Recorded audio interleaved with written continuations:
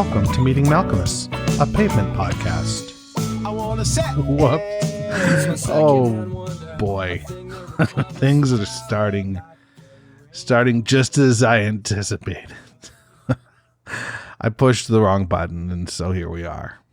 I'm talking to you now, though, and that's a good thing because that's what this is all about. It's a podcast where we look at the oeuvre of our favorite indie rock band, Pavement, and we, maybe take a deeper dive than normally because we only look at one track. Each week we look at one track in chronological order, and as such, we're privy to information that maybe we would miss if we listened to a whole record. So maybe not, though. There's always that side of the coin, that maybe not. Maybe I'm just completely full of shit and we're missing nothing. But if that is the case, we still get to listen to Pavement every week, and that's a good thing. So there's that. I don't know if you can tell from my voice, but I'm breathing a little heavier than normal. I got me one of those fancy Peloton bikes, and I'm just riding like it's my stallion, and I'm not going to be fat anymore. That's what I've decided.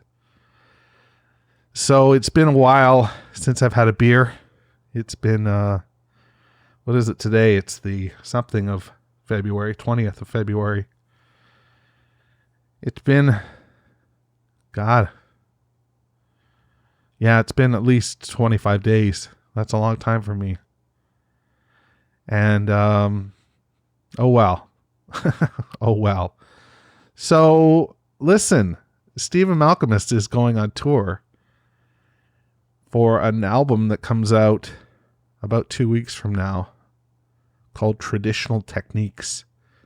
We've got to hear 2 songs off this record so far. And I don't know about you, but I like what I'm hearing. It's very jammy. Very, I don't know. I picture myself in a cloud of smoke. And I picture myself really enjoying it. And I've got tickets to a couple shows. Potentially a third show. I'm going to see him in Toronto, which is fantastic because it's literally up the street from my house. It's a 10-minute walk. It's like a 15-minute stumble if I decide to partake that evening. And, that's good.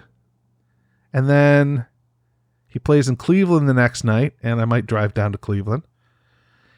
And then make a hard left and head up to Detroit because I've got tickets to see him at St. Andrews Hall in Detroit. So I'm debating on Cleveland, got Toronto, got Detroit.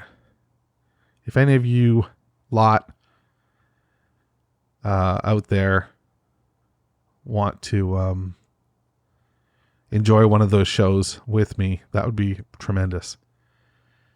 I'll keep my eyes open for you. Let me know. Send me an email, jd@meetingmalcolmus.com. So where are we in the scheme of things? Well, you might be expecting, I think I might throw a curveball at you here because you're probably expecting we dance because we go in chronological order. Aha, but I do EPs as well. And technically speaking, the singles released from Crooked Rain were not EPs, but Rattled by La Rush is technically listed as a 4-song EP. Yeah, it contains Rattled by the Rush, Brink of the Clouds, False Scorpion, and Easily Fooled. Some really great B-side material. So, chronologically speaking, Rattled by La Rush came out. The CD EP, 7-inch, came out in March of 95, a month before Wowie Zowie came out. So I don't know if you can. I was gonna say I don't know if you can smell what I'm cooking. That's very 1999 WWF of me. I don't know if you can smell what I'm cooking. Oh boy. It's I'm having a day, folks. I'm having a day over here. It's everyone in my house has a cold. It's cold as fuck outside. I don't know how many of you are in Canada that listen to this or in the northern United States. But from February 15th onward, it is like we are done with winter. We are done with dark skies at 6 p.m. We're just done. It's over. Whereas March rolls around, and even though it's very similar, it's March, and hope springs eternal, and there's baseball, and you start to see birds again, and that kind of stuff. So it's I'm done. I'm just done. And there's a lot of days where you just want to stand on your balcony in a precarious way and tempt fate. Maybe that's just me. I take pills for that, so I don't do that often, but god damn, Bible pushing, man. Let's listen to Rattled by the Rush. This is a fucking great song. There's a lot of consternation, I suppose, about whether or not the band chose the right singles on this record, on Wowie Zowie. Well, I'm here to say, 20, almost 25 years later, yes, goddammit, yes, they chose the right singles. These are great singles. Rattled by the Rush is a killer rock song, rock and roll song.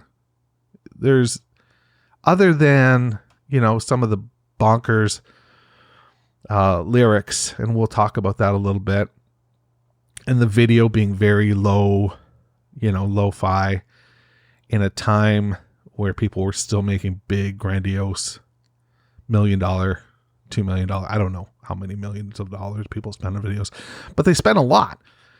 And Pavement was a prudent band. They didn't go out of their way to do that kind of stuff. They didn't, they recorded the records on the cheap. They recorded them and turned them into Matador. And, it's a different look than a lot of bands had at that time, spending copious amounts of,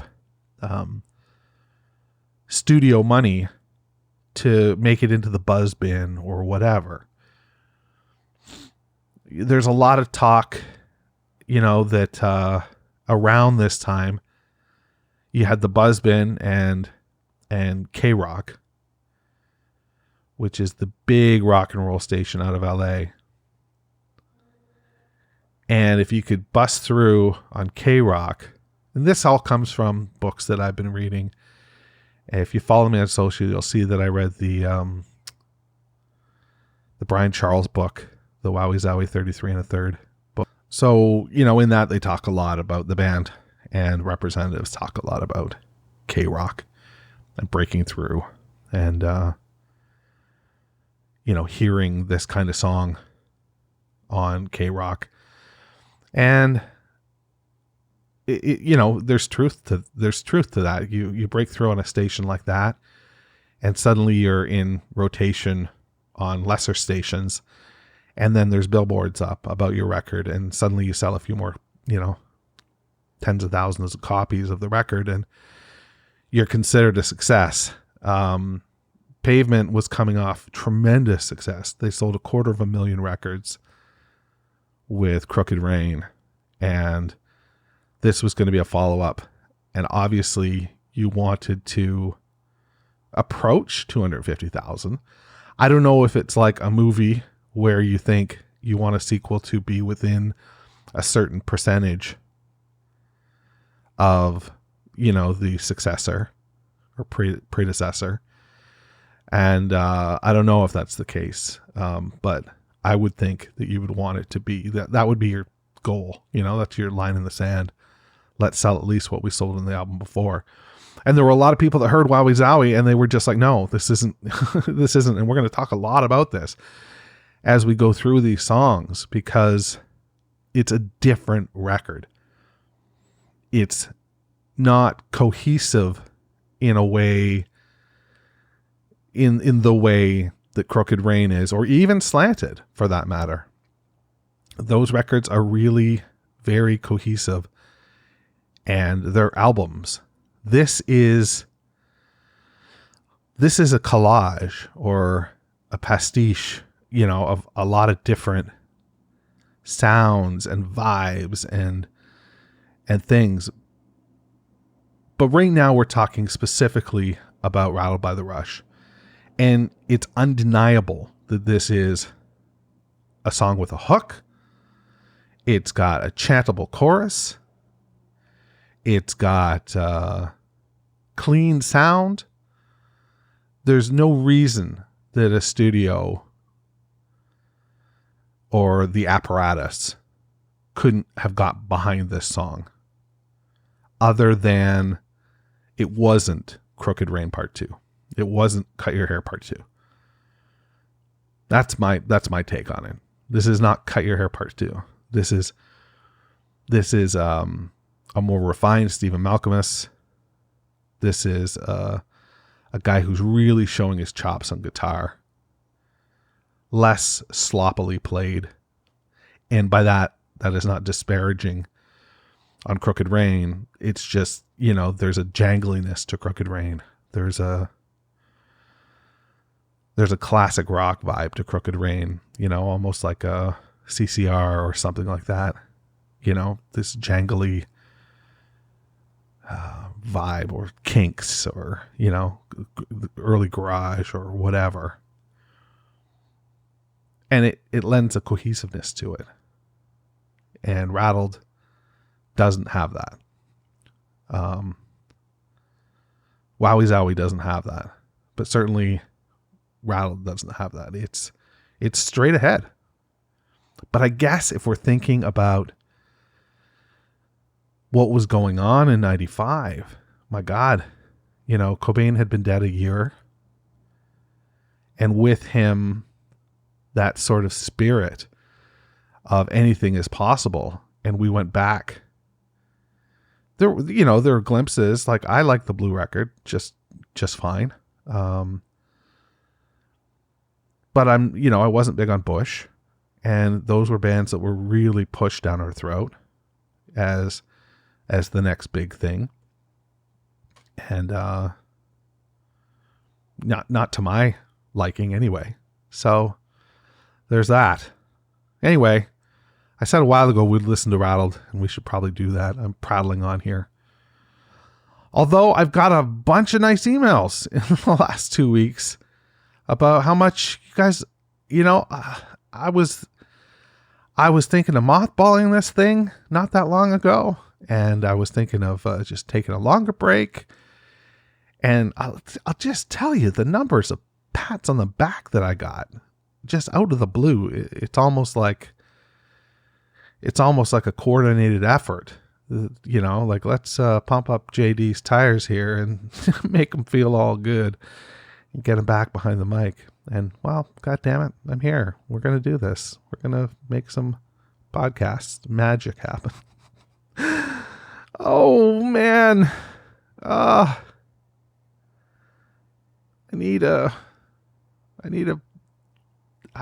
truly am probably an alcoholic. That's how badly I need beer.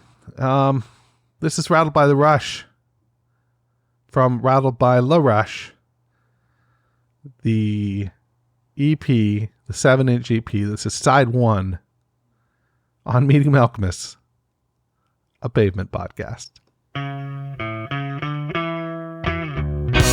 that I could bend my tongue outwards, lead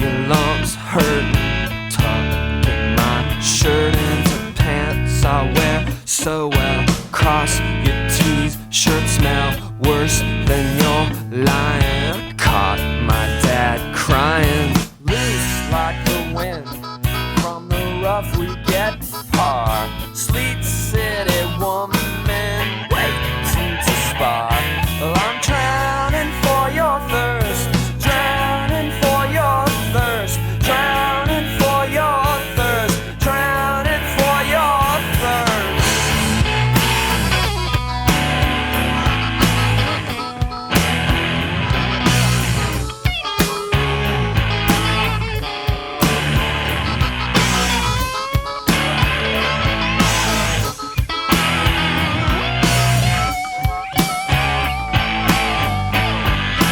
Getting off on the candelabra, we call her Barbara.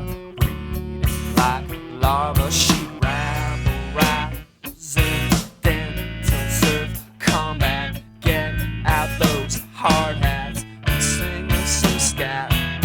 Late lovers gush, chained and perfumed. I don't need a minister to call me a groom, but I'm rattled by the rush, rattled by the rush, rattled by the rush, rattled by the rush.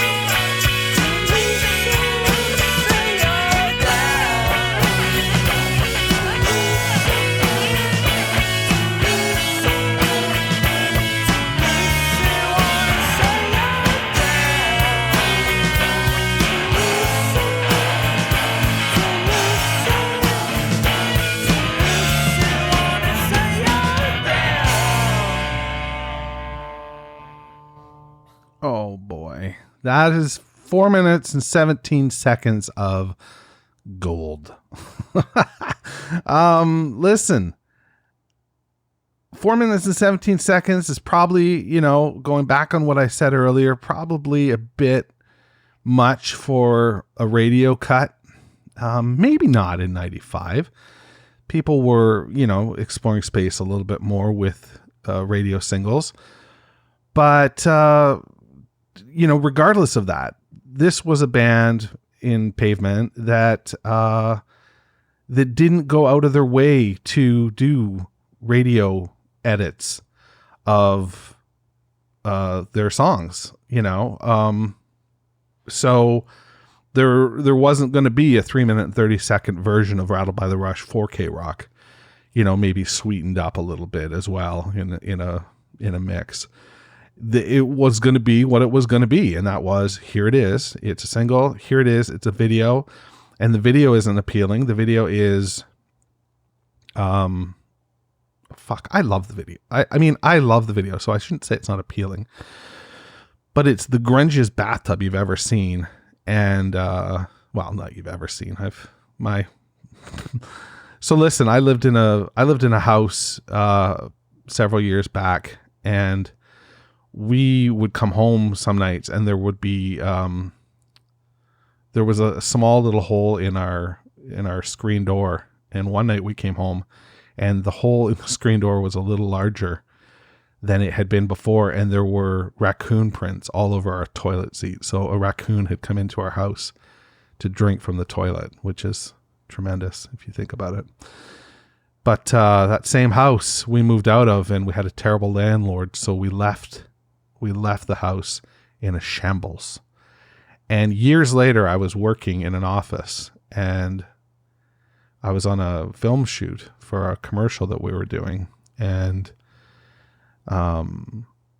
one of the producers was talking about where they used to live. And he said, I lived on the Danforth. I said, oh, I lived on the Danforth. And he said, oh, I lived at, on this particular street, Harcourt. And I was like, oh, fuck, I lived on Harcourt. And he's like, I lived at 76 Harcourt. And I was like, I lived at 76 Harcourt. He was the person who moved in after us. And he was like, you guys left that house in such a shambles. Oh my God, it was terrible. I don't know why I'm telling you this, but I'm telling you this because the video has a terrible looking bathtub, and our bathtub looked similar. And on the tiles of the bathtub, look this up on YouTube if you haven't already. On the tiles of the bathtub, you get shots of the band. And it's fun. The cuts are fun. They're in time with the music. It looks like the band is having a good time. I think it's a lot of fun, but it's not something that's going to just jump out at you like the Happy Days Weezer video or something like that. Like it's not designed to pop in that way. So there it is. And this is a lot of me lamenting the fact that they didn't become a mainstream band, but I'm thrilled that, we've got our band that we can cleave onto here. The group of us that listen to this podcast and that still go to shows. And because, I wish every Pavement fan out there listened to this podcast. I'd be a wealthy man, but that's not the case. Tell your friends, I can tell you that, I can tell you this. I shouldn't tell you this, but I'm going to tell you this. I had a talk with Scott a couple weeks ago. I released the full interview that we recorded on the bonus feed. And you can get the bonus feed for like $3 a month. $3 on Hun, man. It's well worth it. It helps me, and it's there's lots of good content on there. All the B-sides and interviews and stuff like that. Ultimately, when I do meet Malcolmus, that'll be where you find that full-length interview, that kind of stuff. I'm lined up to talk to Bob at some point, so that'll be on there. Anyway, the Primavera is the start of a couple of years of Pavement. I'm just going to say that off the record. That's what I can say. So buckle up. We're getting ready for some more Pavement. Now, back to Rattled by the Rush. 4 minutes, 17 seconds. You've got a song about soap in the John. There's not soap in the John. This was never going to be a giant hit in that way. But that's okay. That's okay. Now, you read in the various media that I've read and books that I've read and, Wikipedia, the vast research that I do for this podcast, that Stephen, as I suspected, is not somebody who keeps a notebook in terms of lyrics, not somebody who is a lyric meister. Well, he is a lyric meister, but he often is just off the cuff, and they'll do a track of a song. They'll do a vocal track, and take one will be this set of lyrics, and take two will be the different set of lyrics. Like, he's just that sort of great at what he does. And in this song, we get some really cool rhymes. We've got tuck in my shirt, pants I wear so well, cross your T, shirt smell. I picture that being, this officey type person. Tuck in my shirt, pants I wear so well, cross your T, shirt smell. The cross your T shirt smell is that, lawyer or something like that is, dressed up in a nice way, and they're there to cross your T's. But there's no paper trail here. There's no breadcrumb trail of what this is about, because then we get Worse Than Your Lying, Caught My Dad Crying, Looks Like the Wind. From the rough we get Par. Well, that's golf. Sleek City Woman, Waiting to Spar. I'm drowning for your thirst, drowning for your thirst, drowning for your thirst. If you think of that lyric, drowning for your thirst, there is something just beautifully poetic about it, because thirst and drowning are both related to liquid water typically. And they're both horrific things. When you're very thirsty, it's a terrible feeling. It is for me anyway. When you're drowning, obviously that's very bad. So, drowning for your thirst, drowning for your thirst. It's just, oh fuck, it's just so great. And then we go into the second verse, and getting off the candelabra, we call her Barbara, breeding like larva. She's rabble rousing, dental surf combat, get out those hard hats and sing us some scat. Like, what in the fuck? If you're trying to put a story to this song, good luck to you. I got nothing. If you got something, jd@meetingmalcolmist.com. I would love to hear from you. This has been a longer episode than normal. I had a lot to say. Next week we've got, what do we have? Brink of the Clouds is what we've got next week. So we'll get on to that and enjoy ourselves there. On the second, it's the first track of the second side of this, in quotes, EP. It's a single, but they call it an EP on Wikipedia, so I'm going with Wikipedia here. More songs to talk about, right? That's a good thing. Anyway, that's what I got for you this week. I love you so much. It hurts. It stings. So we'll talk to you soon. Be good. Meeting Malcolmus, a pavement podcast, is a weekly affair. Connect with JD at jd@meetingmalcolmus.com. Please support the pod by rating, reviewing, or sponsoring us at meetingmalcolmus.com. And hey, I'm social. Follow me on Instagram, Twitter, or Facebook at Meeting Malcolmus.